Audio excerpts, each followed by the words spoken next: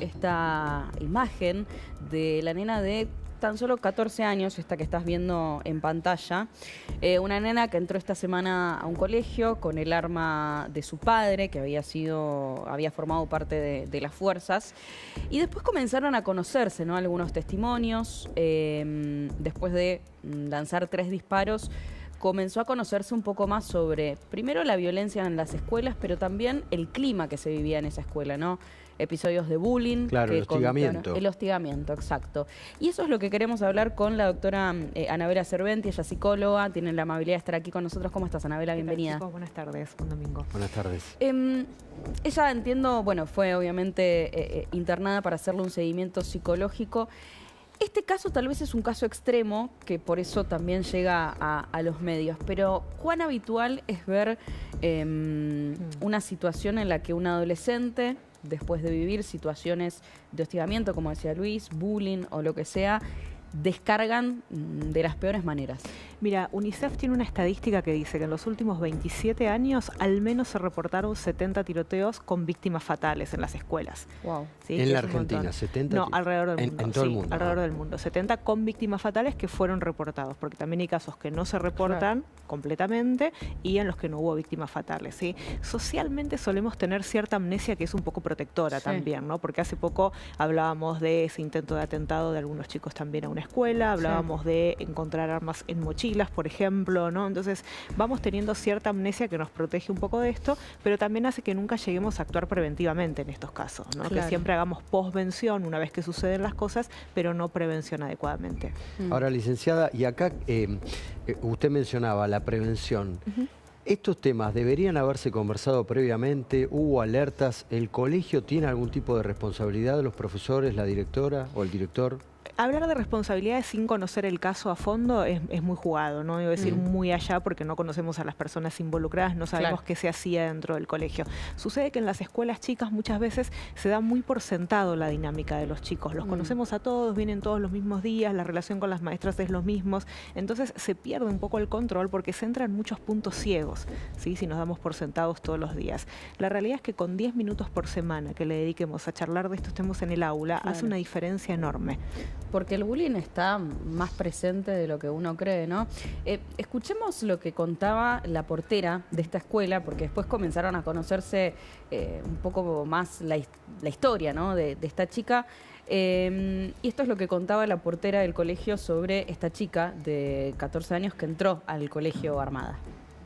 No hubo heridos fue porque la niña, el intento de ella no era agredir a nadie, o sea, no era disparar contra todo lo que se ha dicho, no es verdad, se la veía muy tranquila, como que ella, yo lo interpreto así, lo que yo vi desde mi ventana donde yo estaba, como que ella quería decir, basta, a ver, esto es como un pedido de ayuda a quien corresponda, es un pedido de ayuda porque si bien estamos todos bien, pero podría haber sucedido algo lejos de culparla a ella.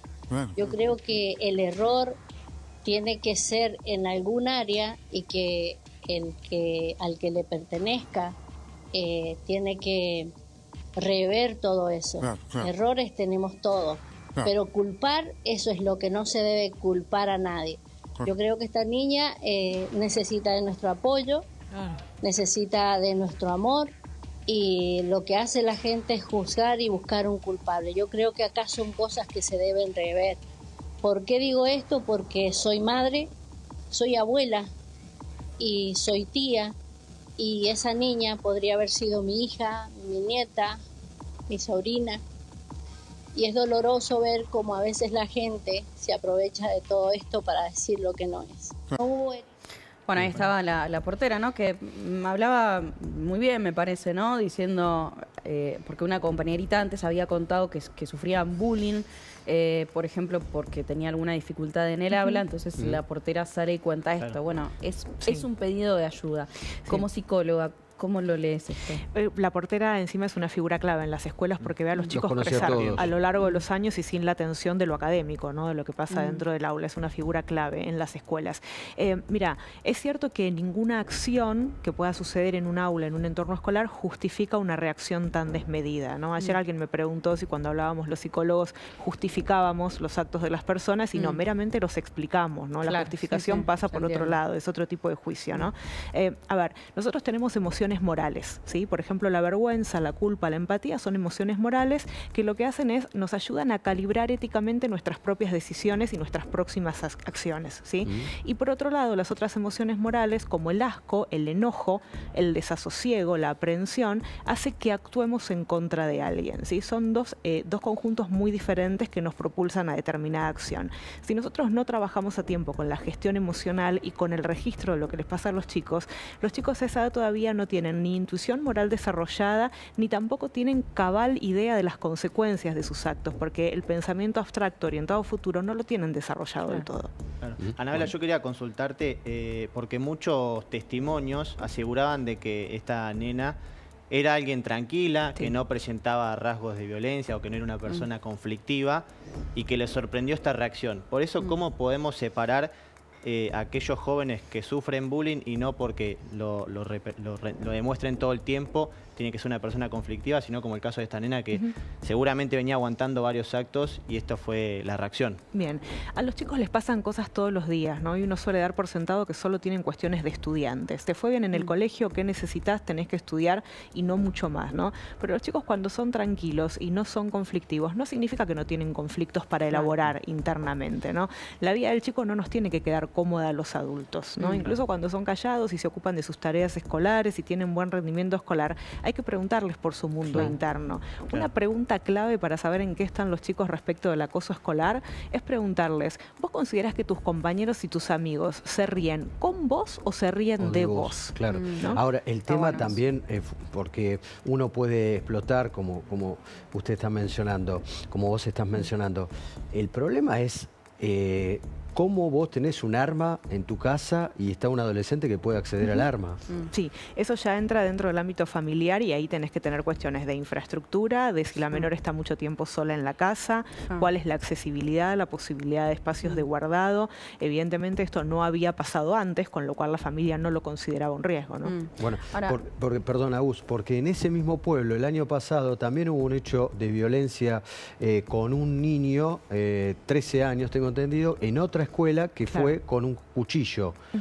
Bueno, ahí vos me podés decir, el cuchillo cualquiera accede en la cocina, puede tenerlo, pero un arma... Absolutamente, pero escuchaste la descripción de ella. Es una chica que no es conflictiva, que no tiene problemas, que es callada, que tiene buen rendimiento escolar, ¿no? Digo, normalmente uno espera que alguien tenga una reacción de este tipo si es conflictivo, si es iracundo, si resuelve con peleas, ¿no? Claro. Y al hablar del bullying, ¿considerás que con el correr del tiempo y el avance de la tecnología es más complejo confrontarlo? Muchísimo porque más.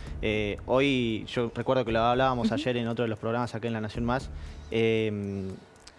que muchas veces el bullying no se da dentro de las aulas o del colegio, sino que se da puertas para afuera desde un teléfono. Exacto. O en ambos. Totalmente. Claro. Nosotros como adultos transitamos un solo mundo que es el real y visitamos el mundo digital sin ser nativos digitales. Los chicos son nativos digitales, pero no son ciudadanos digitales. Quiere decir esto que no tienen incorporadas las normas y los valores para actuar en ese mundo que para ellos es tan real como el otro, como el que transitamos con ellos. Y además es un mundo que nosotros no le podemos enseñar porque no lo conocimos como tal, entonces no tienen referentes para moverse en ese mundo. Entonces, la viralización de videos, la alteración de imágenes con inteligencia artificial, son decisiones que a uno le toman un segundo, porque es un clic, es aceptar algo en una aplicación, pero elaborar las consecuencias de eso a alguien le puede llevar toda la vida. Bueno, hay una madre que está en este momento pidiendo que se haga una ley al respecto. Su hija se quitó la vida el año pasado después de la difusión de un video íntimo en el colegio, ¿no? Entonces, eso es lo que te quiero preguntar, porque también estuvimos posicionando la mirada toda esta semana sobre la chica, pero me parece importante que hablemos también sobre aquellos que ejercen bullying. Digo, ¿qué se puede hacer? ¿Dónde empiezas? ¿En la casa? ¿En el colegio? En ambos. ¿Qué se puede hacer para explicarle a los chicos por qué es importante no hacer bullying y las consecuencias que puede tener también a largo plazo, más allá de lo que tenga que trabajar esta nena en particular. Sí, absolutamente. Mira, ya de por sí socialmente estamos legitimando un nivel de violencia que es un umbral bastante alto, ¿no? Entonces, todo lo que suceda a partir de ahí ya empieza a tener consecuencias. Cualquier noticiero que uno prenda, aparece alguna escena de violencia en cualquier ámbito, ¿no? Entonces, los chicos crecen con eso naturalizado. No tenemos que dar por sentado que los adultos criterios y los referentes son los que tienen cerca, porque muchas veces esos códigos violentos los aprenden de su familia, los aprenden en el mismo colegio, los aprenden en el club. Entonces tenemos que darles posibilidades a los chicos que puedan acceder al sistema de salud de manera anónima, como dice el Código Civil, a partir de los 13 años, y decir, che, con esto me siento incómodo, ¿hay alguien con quien pueda hablar? Claro. ¿Y cómo se hace ese diálogo entre los padres? No siempre, cualquiera que tiene hijos lo sabe, no siempre el padre del agresor o del supuesto agresor lo entiende. Siempre a veces se ponen a la defensiva y justifican el ataque. Sí, exacto. Justamente por esto que te decía, ¿no? A veces son los códigos familiares que implica esto del ojo por ojo, ¿no? Digo, se ha crecido con ese paradigma durante muchos años. La escuela debería ser un lugar de encuentro donde los padres puedan intercambiar también información de lo que ven en sus hijos mutuamente. No, no de árbitro. Un espacio de escucha donde circule la palabra, porque cuando hay actos desmedidos y reactivos como este, es porque no se elaboró por la palabra, ¿sí? El pasaje al acto, el acting out en este caso, ¿sí? Es un mensaje para ser descifrado por un otro que no pude poner en palabras, ¿sí? Entonces hay algo ahí a lo que no se le dio lugar. Claro, eso es importante, tremendo, es tremendo el hecho de que no se pueda poner en palabras. No sé si tenemos para escuchar la palabra de la compañerita que contaba cómo le hacían bullying tanto a ella. Digo, evidentemente eso hay que ver cómo funcionan también las dinámicas de los cursos, ¿no? Porque contaba cómo le hacían bullying a esta chica que fue con el arma, pero también a esta propia compañera que habla, con lo cual puede llegar a hablar de una dinámica de bullying en general, ¿no? Generalizada dentro de este curso, lo contaba de esta manera. Sí, ella sale del baño y yo iba con el celador Don Lara caminando para entrar a nuestra aula. Sí. Y ella se da vuelta así y tira el tiro. Y yo me agaché y Don Lara también. Y ahí yo fui al curso y me quedé ahí tranquila. Después volví a tirar otro tiro y ahí se empezó a descontrolar todo. Cuando ella sale del baño, se quedó ahí parada y el Jimmy va corriendo, el preceptor Jimmy va corriendo y le dice, ¿por qué tiraste el chaquibún? Y ella le dice, no es un chaquibún, es esto. Y le mostró el arma. Y le mostró el arma. Sí. ¿Y a vos te amenazó con esa arma? Sí, cuando salí corriendo, que nos abrieron las puertas, ahí me apuntó a mí y yo ahí entré en desesperación. A nosotros recién nos avisan que ella está gritando de que quiere a la profesora Raquel, que es de matemática, porque si ella no entra al curso donde está ella se puede llegar a matar. Es una niña tranquila, no habla, la tenés que hablar vos, no pelea con nadie, no tiene muchas amistades tampoco. ¿Y sabés si ella tenía algún tipo de problemas, no sé, en la familia o algo que pudo haber generado esto? No, en la familia no sé si tenía problemas, pero sí sé que muchos le hacían bullying. ¿Por qué? Porque ella tiene problemas cómo habla y cómo se viste, porque ella tiene uniceja, tiene sus vellos. Yo soy preceptora de la niña. Soy preceptora. ¿Por qué la internaron, aunque sea eso? La otra niña porque están como con un ataque de pánico. A mí unas compañeritas me comentaron que tenía el arma y fui a buscar a la niña. Y le dije que habláramos, que me dijera si había llevado el arma, y me decía que tenía una niña de segundo año el arma. Y fuimos hasta el aula, hasta la galería, a ver qué niña tenía y ahí sacó el arma y largó un tiro, que me lo largó por los pies, ahí cerca el pie. Y ahí empecé a decirle que me diera el arma y que llamaran a la policía. Me fui hasta la directora, nada más. Bueno, ahí está, ¿no? Por un lado, esto que vos mencionabas, que decían que era una chica tranquila, y esta compañerita que cuenta que le hacían bullying por su dificultad en hablar. Creo que es esta misma compañerita, o era otra que después también contaba que a ella también le hacían bullying por su cuerpo, ¿no? Claro. Con lo cual habla de una dinámica, me parece, del curso. Estas dinámicas suelen darse y complican a los estudiantes? Digo, ¿cómo se suele dar eso y se puede trabajar a nivel grupal? Se debe trabajar a nivel grupal, sí. Pues fíjate, cuando entras a redes sociales, hoy hay una cultura de la hostilidad. Estamos equiparando a la hostilidad con astucia. Fíjate que incluso empiezan a aparecer reels de alguien hace algo y el comentario es, los comentarios se salieron de control, ¿no? Y la gracia es reírse de comentarios que son ofensivos, humillantes, ¿no? Y muy hostiles, de hecho, ¿no? Entonces, si nosotros les ofrecemos eso a los chicos como sociedad del espectáculo, como que eso está bien, como que eso genera adhesión, bueno, después es muy difícil explicarles por qué en otro ámbito eso está mal, ¿no? Y, Anabela, ¿hay una política del Estado para ocuparse de esto? ¿Importa esto en el Ministerio de Educación, en el área educativa? A ver, importa, hay un montón de guías para descargar, incluso a nivel UNESCO, UNICEF, Ministerio de Salud, hay muchos legisladores trabajando en esta área. Yo estoy haciendo ahora una especialización de 1 año y algo del impacto del uso de inteligencia artificial, por ejemplo, en la salud mental, y vienen profesionales de toda Latinoamérica, porque es a través de una universidad de Costa Rica, hablarnos sobre estos temas. ¿Pero se usan? Más allá de que existan esas guías. Sí, se usan. Sí, es difícil porque, a ver, por un lado tenés la burocracia institucional que a vos te corre con los contenidos mínimos, con los programas, con viste que la preceptora dice, fui a buscar la planilla y hablar con ella, ¿no? Primero la planilla, no nos podemos olvidar del protocolo porque si no alguien está en falta. Y los tiempos psicológicos son otros. Los requerimientos psicológicos y los espacios son otros muchas veces. Entonces, ahí hay un puente que no estamos tendiendo. ¿Cuánto espacio le damos para eso, ¿no? Para la charla entre los chicos, para un grupo de encuentro, para que los chicos puedan reconocer su escala de valores y cómo gestionar sus emociones? Qué difícil, porque en la Argentina, esto ya lo hemos hablado en un montón de ocasiones, ¿no?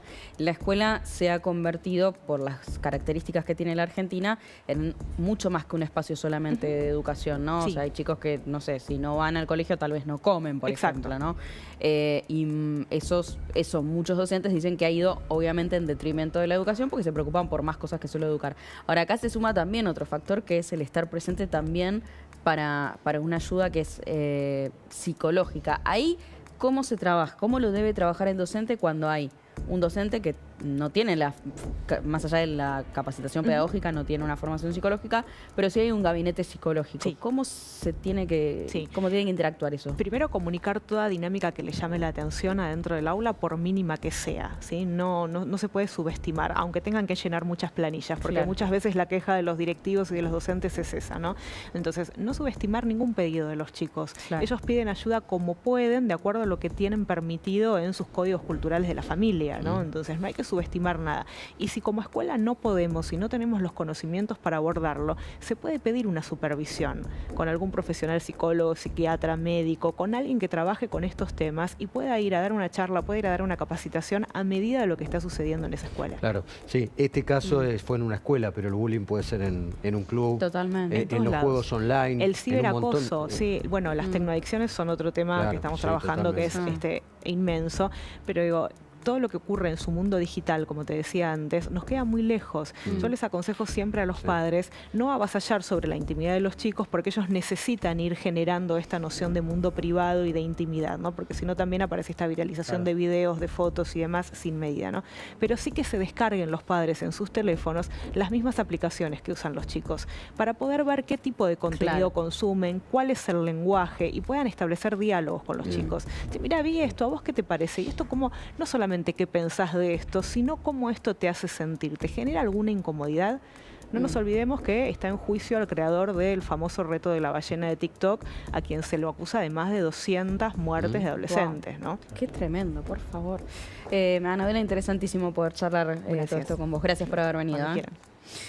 Y nos vamos de nuevo a la rural. ¿Qué estará comiendo?